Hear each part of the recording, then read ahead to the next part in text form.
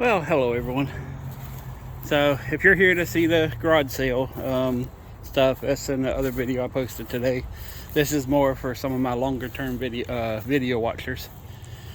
So I've been studying and looking around at the different news articles and everything, and I just want to let you know some of the stuff that they say is actually true concerning this season's hurricane season.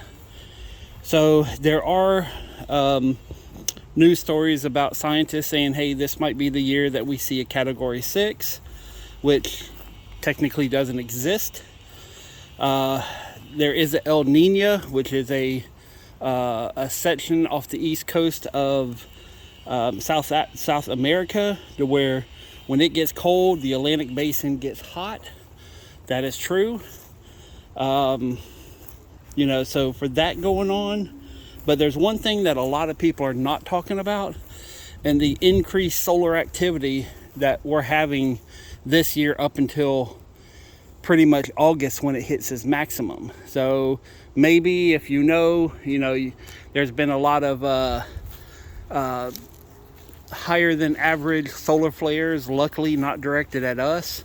For the past couple years, we've been getting some really close calls with CME, solar flares. Even corona holes have been kind of crazy. And if you don't know about the sun, then, basically the sun's acting up. And if it acts up too much in our direction, you can look up something called a Carrington event of 1859. If it was to happen today, it's pretty much literally lights out for whoever it hits. And it's basically whatever side of the earth is facing the sun at that particular time when it happens. What does that mean in the grand scheme of things? Nothing, because as far as I know, we can't control the sun and we don't control the weather. Although other people would say we do, but I do not think that HAARP is a real thing. If you don't know, look it up. HAARP. But what I can tell you is how to get prepared and be ready. So if you have an older home concrete block such as this one, which is not in the greatest shape, but if you got one, you're going to stand and fare a little bit better during a stronger category storm. That being said, everybody should take precautions. One of the best things in the world to do is buy a van, because when you have a van, you can carry all your family, you can carry all your food, your pets, and you don't have to worry about rent. So, but I would be go ahead and getting some water now.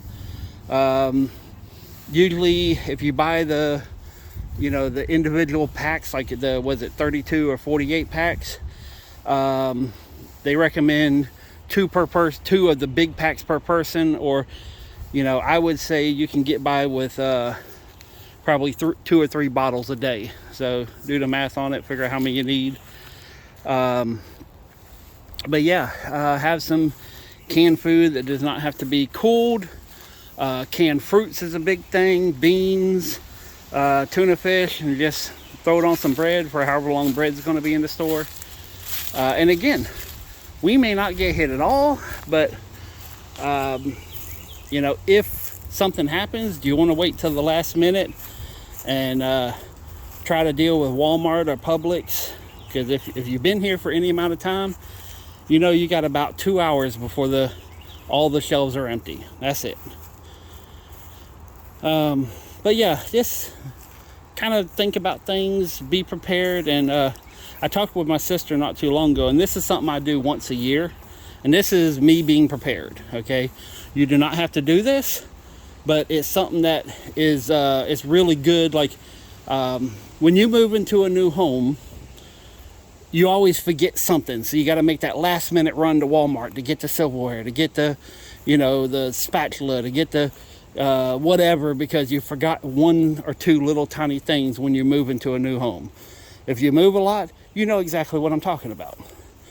But I would say, as an experiment, if you want to do it, take a weekend, take it something like that. If you got a small family, if you got a large family, it's a lot more difficult, but more important. But shut the power off and say, okay, we're going to simulate power outages for 3 days, 5 days. Just turn the power off to your house. You know, now if you just went out and bought steaks, maybe that's not the week, but simulate a power outage so that way you can learn what you need during that time period. You know, are you going to be able to have batteries for your radio? Are you going to be able to charge your cell phone, if cell phone even works theoretically? You know, so it's a crazy idea, but I do it once a year to refamiliarize myself to live without power. And I do it, you know, basically to learn a lot of stuff about how I would cope if there is a hurricane, or, you know, or if something happened and we lost power for a long amount of time. And this is worst case scenario, but wouldn't you want to be prepared for the worst case scenario? So that way, if it's not that bad, you know, it's kind of like just brush your shoulders off, no big deal.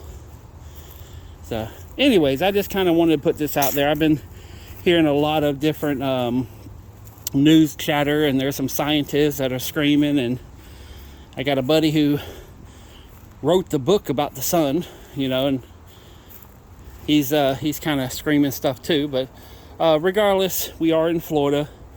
Jacksonville is not necessarily known for getting hit by hurricanes, but it can happen. So, but anyways, just be ready, be prepared, get some extra food, get some extra water, make sure you got candles, you know, all that kind of good stuff. How do you know, make sure that you have places in the house that dogs or kids don't knock stuff over. And if you do buy a generator, make sure that you don't get carbon monoxide poisoning. And FYI, at my garage sale, I am selling carbon monoxide detectors. Hint, hint. Wasn't really meant to be a plug, but it ended up that way. So, anyways, I'm done. I'm just kind of wanted to let you guys know this. And on that note, peace, love, money. I'm out.